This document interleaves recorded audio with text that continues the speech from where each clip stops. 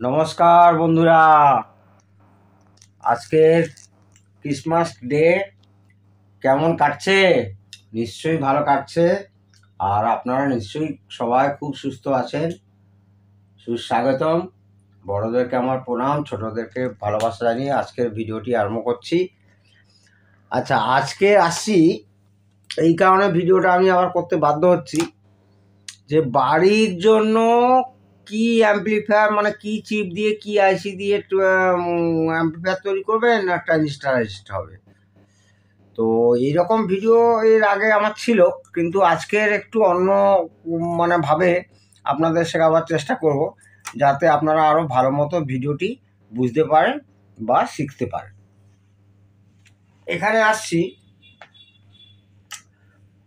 প্রথমে এসটিকে। এটা খুব পুরনো নাম্বার, এখন মোটামুটি বাজারে চলছে এসটিকে 4141, কিন্তু এইটাও খুব মানে অরিজিনাল আইসি আছে এবং এটাও খুব ভালো মানের সাউন্ড কোয়ালিটি আউটপুট হয়। এসটিকে 459, তো খুব বেশি ওয়াটেজ না, ধরুন আপনার এই 20+20 ওয়াট। তো এটা এখন পাওয়া যায় না, একদমই পাওয়া যায় না। তবে 4141 দিয়ে আপনারা বানাতে পারেন, এর আগের ভিডিওতেও বলেছি। আর অনেকে এই এসটিকে তো দেখেনি, এটা একটা এসটিকে 30 দিয়ে এই যে 3042, এই 42টা উঠে গেছে। এইটা খুব ভিনটেজ, খুব ভালো ভালো নামি দামি ইম্পোর্টেড অ্যাম্পলিফায়ারকে এটা ব্যবহার হয়। এটা হচ্ছে 15+15। এবারে আসছি আবার এসটিকে 402, তারপরে হাইফেন দিয়ে 090। আচ্ছা, এটাও একটা খুব ভালো মানের এসটিকে, সোনি খুব ব্যবহার করে এটা। তো এটা আপনারা মোটামুটি পাবেন ওই 30 ওয়াট আরএমএস, 30 ওয়াট আরএমএস গেল এসটিকে। এগুলো সবই ভালো এসটিকে, মানে এগুলো এখন পাওয়া যায় না। এটা পাওয়া যায়, আমার কাছে আছে নতুন, কিন্তু এইগুলো পাওয়া যায় না এখন। আর অরিজিনাল যদি এসটিকে 4141 থাকে তা দিয়ে বানাতে পারেন। এবারে আসছি বাজারে বহু প্রচলিত টিডিএস সিরিজ। টিডিএস সিরিজ মানে এসটি কোম্পানির খুব ভালো ভালো ওরা চিপ বার করে। ইদানিংকালে চলছে একটা বোর্ড দেখাচ্ছি, এটা একটা মার্কেটের কমপ্লিট বোর্ড, আমারই কেনা, কিন্তু একে কী কী মডিফিকেশান করতে হবে দেখাচ্ছি। এইটা আছে টিডিএস 7265। আচ্ছা, 7265-এ কী আছে না, এইটা হচ্ছে আপনার যদি আপনি ব্রিজ করেন মোটামুটি ওই 45 থেকে 50 ওয়াট মতো পাওয়া যায়। 18 থেকে 20 ভোল্টে চালাতে হবে, ডুয়েল পাওয়ার সাপ্লাই। আর যদি আপনি ব্রিজ না করে স্টিরিও হিসাবে ব্যবহার করতে চান, তাহলে ওই আপনার 20+20 বা 25+25। তবে এই আইসিটা যে ডেটা শিটে বলছে যে 25-30 ভোল্ট অবধি দেওয়া যায়, কিন্তু আমি প্র্যাকটিক্যাল করে দেখেছি এইটা আপনারা কিন্তু কখনোই এই 12 থেকে 16-17 ভোল্টের ভেতরে রাখার চেষ্টা করবেন। আর ওই 12012 5 অ্যাম্পিয়ার ট্রান্সফর্মার হলো ডুয়েল পাওয়ার সাপ্লাই।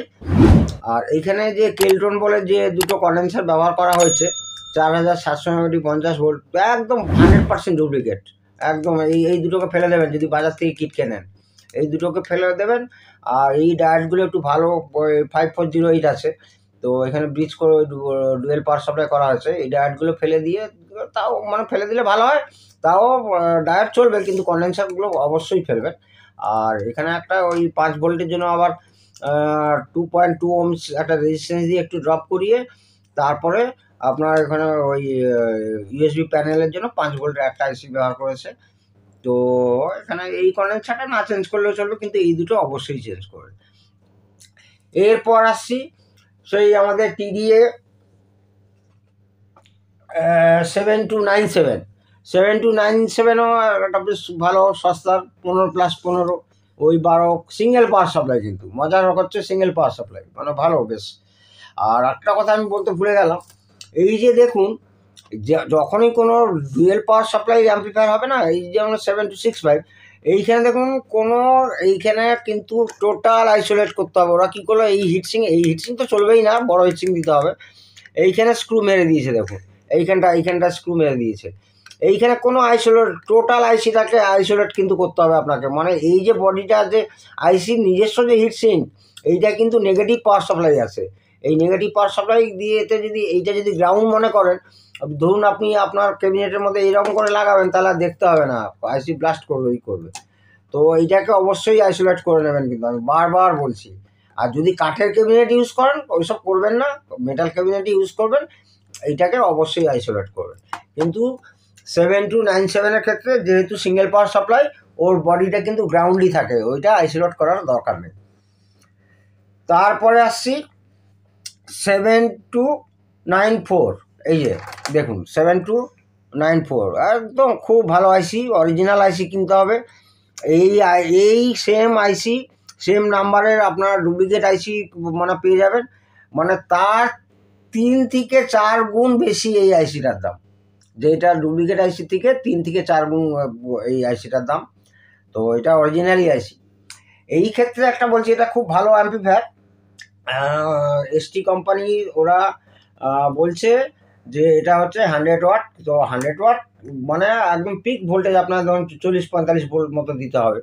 তো আমি সেক্ষেত্রে বলছি এই আইসিটা আপনারা যখনই এর অ্যাম্পলিফায়ার বানাবেন, এই আমার কাছে পিসিবি আছে, দেখাচ্ছি, এই 7294, হ্যাঁ, এটাও কিন্তু 100% আইসোলেট করবেন হিটসিংয়ের সঙ্গে।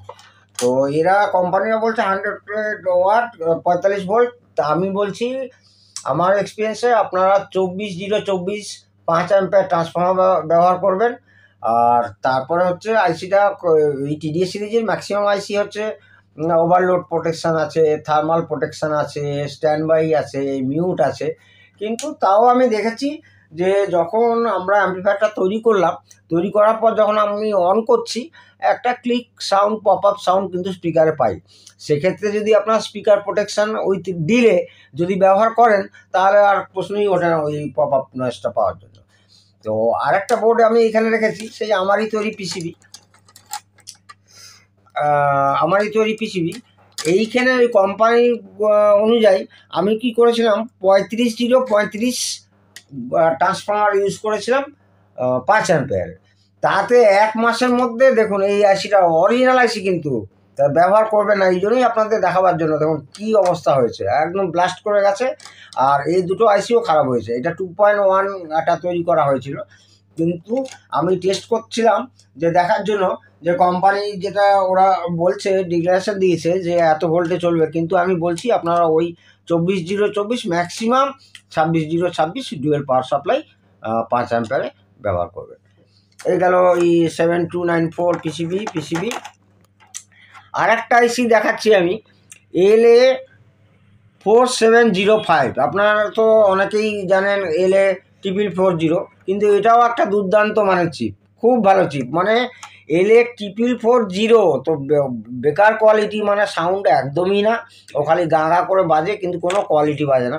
তার থেকে তো আমি এর আগের ভিডিওতেও বলেছিলাম যে 1185 UPC 1185 NEC কোম্পানির তৈরি, জাপান।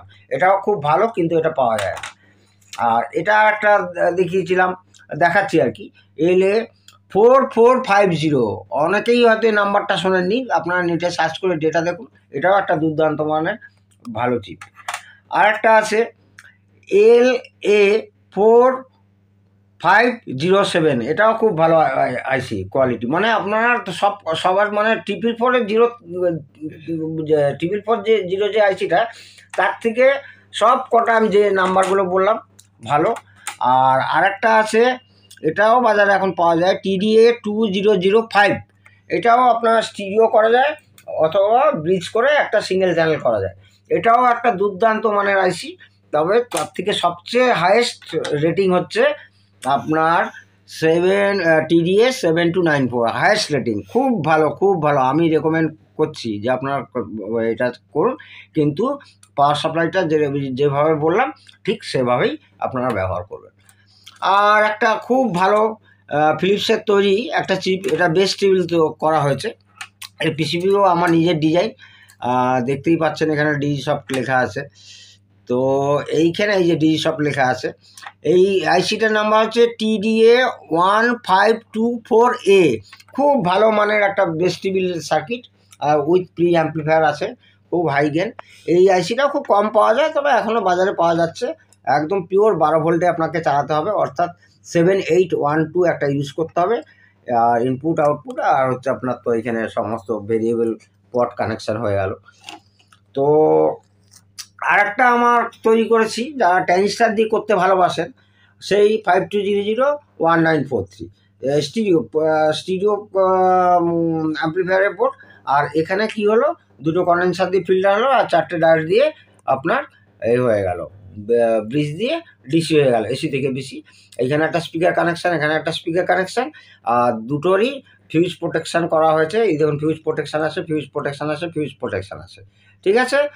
তো বন্ধুরা, এতে সমস্ত পার্টসের যা যা যে পার্টস যেখানে যেখানে লাগবে তার ভ্যালু টোটাল দেওয়া আছে।